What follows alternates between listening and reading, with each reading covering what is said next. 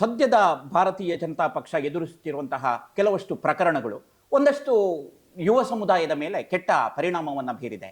ಆ ಹಿನ್ನೆಲೆಯಲ್ಲಿ ಮುಂದೆ ಕೇಂದ್ರ ಸರ್ಕಾರ ಇರಬಹುದು, ರಾಜ್ಯ ಸರ್ಕಾರ ಇರಬಹುದು, ಆ ಹಿನ್ನೆಲೆಯಲ್ಲಿ ಬಿಜೆಪಿ ಅದನ್ನ ಯಾವ ರೀತಿಯಲ್ಲಿ ಎದುರಿಸ್ತದೆ? ಸದ್ಯದ ಪರಿಸ್ಥಿತಿ ಅಂತ ಹೇಳಿದ್ರೆ ನೀವು ಮಾತಾಡೋದು ಕಾಕ್ರೋಚ್ ಬಗ್ಗೆ ಅನ್ಸುತ್ತೆ.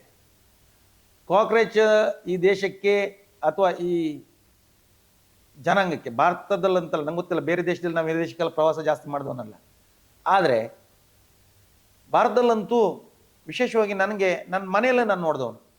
ಕಾಕ್ರೋಚ್ ಅಂತ ಹೇಳಿದ್ರೆ ಎಲ್ಲರೂ ಅಸಹ್ಯ ಪಡುವಂಥ ಒಂದು ಶಬ್ದ ಅದು. ನಮ್ಮ ಮನೆಯಲ್ಲಿ ಅಂತೇಳಿ ಅಲ್ಲ, ನಮಗೆ ಗೊತ್ತಿರುವ ಹಾಗೆ ನಮ್ಮ ಮಹಿಳೆಯರಿಗಂತೂ ಕಾಕ್ರೋಚ್ ಅಂತ ಹೇಳಿದ್ರೆ ದೊಡ್ಡ ಅಲರ್ಜಿ.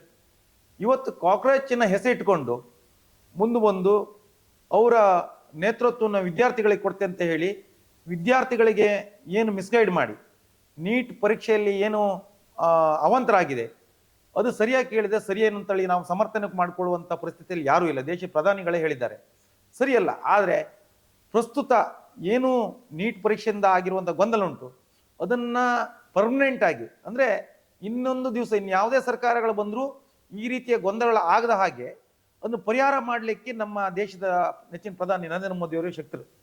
ಆ ಕಾರಣಕ್ಕೆ ಅವ್ರ ಮೇಲೆ ವಿಶ್ವಾಸ ಇಟ್ಟಿರುವಂಥ ಕಾಲಘಟ್ಟದಲ್ಲಿ ವಿದ್ಯಾರ್ಥಿಗಳನ್ನ, ಯುವ ಸಮುದಾಯ ವಿದ್ಯಾರ್ಥಿಗಳನ್ನ ದಾರಿ ತಪ್ಪಿಸುವುದು, ಅಂದ್ರೆ ಯಾರನ್ನು ದಾರಿ ತಪ್ಪಿಸ್ಕೊಂಡು ವಿದ್ಯಾರ್ಥಿಗಳನ್ನ ದಾರಿ ತಪ್ಪಿಸುವಂತ ಹೇಳಿಕೆಗಳಿಗಷ್ಟೇ ಸೀಮಿತವಾಗಿ ಅಲ್ಲೇನೋ 5% 3% ವಿದ್ಯಾರ್ಥಿಗಳನ್ನು ಎದುರಿಟ್ಟುಕೊಂಡು ವಿದ್ಯಾರ್ಥಿಗಳಿಗೆ, ಕೆಲವರಿಗೆಲ್ಲ ಈ ಸಣ್ಣ ಸಣ್ಣ ನಿಮ್ಮ ಯಾವುದು ಟ್ಯುಟೋರಿಯಲ್ಗಳಿಗೆಲ್ಲ ಹೋಗಿ ಹಣ ಕೊಟ್ಟು ಅಲ್ಲಿ ಕರ್ಕೊಂಡು ಬಂದು ಅಲ್ಲಿ ಅವ್ರನ್ನ ಎದುರು ಕೂರಿಸಿ, ಅಂದ್ರೆ ಫಟಗೋಸ್ಕರ ಕೂರಿಸಿ ವಿದ್ಯಾರ್ಥಿಗಳ ಬದಲಿಗೆ ದೇಶದ್ರೋಹಿ ಶಕ್ತಿಗಳು ಒಟ್ಟಾಗಿ ಷಡ್ಯಂತ್ರ ಮಾಡಿ, ಅಂದ್ರೆ ನರೇಂದ್ರ ಮೋದಿ ಅವ್ರನ್ನ ಕೆಳಗಿಳಿಸಬೇಕು ಅನ್ನೋಂಥ ಷಡ್ಯಂತ್ರವೇ ಹೊರತು ಇದರಲ್ಲಿ ಬೇರೆ ಯಾವುದೇ ತರದ ಸತ್ಯ ಇಲ್ಲ. ಇದನ್ನ ದೇಶದಲ್ಲಿ ಇರುವಂತ ಎಲ್ಲಾ ಯುವಜನತೆ ಅರ್ಥ ಮಾಡ್ಕೊಂಡಿದ್ದಾರೆ. ಅದರಿಂದ ದೇಶಕ್ಕೆ ಯಾವ ಗಂಡಾಂತರವೂ ಆಗುವುದಿಲ್ಲ. ಅದನ್ನು ಮೆಟ್ಟಿ ನಿಲ್ಲುವ ಶಕ್ತಿ ನಮ್ಮ ಕೇಂದ್ರ ಸರ್ಕಾರಕ್ಕಿದೆ. ನರೇಂದ್ರ ಮೋದಿ ಅವರು, ಅಮಿತ್ ಶಾ ಅವರು ಇದು ಇಂಥ ಸಣ್ಣ ಪುಟ್ಟ, ಇದು ಸಣ್ಣ ಮುದೆ, ಅವರಿಗೆ ಹೆದರ್ಕೊಳ್ಳುವಂಥ ಪ್ರಶ್ನೆ ಏನಿಲ್ಲ.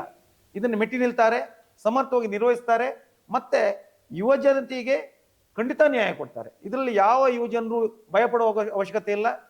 ಅಧಿಕಾರ ಸಿಗದೆ ಈಗ 12 ವರ್ಷದಿಂದ ಪರಿತಪಿಸಿದ್ದಾರೆ ಕೇಂದ್ರ ಸರ್ಕಾರ. ಇನ್ನು ಮುಂದಿನ ದಿವಸದಲ್ಲಿ ಸಿಗುವಂತ ಯಾವ ವಾತಾವರಣ ಅವರಿಗಿಲ್ಲ. ಅವರಿಗೆ ಇಷ್ಟ ತನಕ 12 ವರ್ಷದಲ್ಲಿ ಯಾವ ವಿಷಯವೂ ಸಿಕ್ಕಲಿಲ್ಲ. ಈಗ ಒಂದು ವಿಷಯ ಸಿಕ್ಕಿದೆ, ಅದನ್ನ ಮಾತಾಡಿ ಅದನ್ನ ಹೋರಾಟ ರೂಪಿಸುವಂತ ಹೇಳಿದ್ರೆ ಯುವ ಜನರು ಮುಂದೆ ಬರ್ತಾ ಇಲ್ಲ. ಬದಲಿಗೆ ಏನ್ ಮಾಡುದು, ಇವರಿಗೆ ದಾರಿ ತೋಚದೆ ಹಣ ಕೊಟ್ಟು ಬೇರೆ ಬೇರೆಯವ್ರನ್ನ, ಅಂದ್ರೆ ದೇಶದ ದ್ರೋಹಿ ಶಕ್ತಿಗಳನ್ನ ಒಟ್ಟು ಮಾಡಿ ದೇಶದ ವಿರುದ್ಧ ಷಡ್ಯಂತ್ರ ರೂಪಿಸಕ್ಕೆ ಕಾರ್ಯಸಂಚು ಮಾಡಿದ್ದಾರೆ ಅಷ್ಟೇ.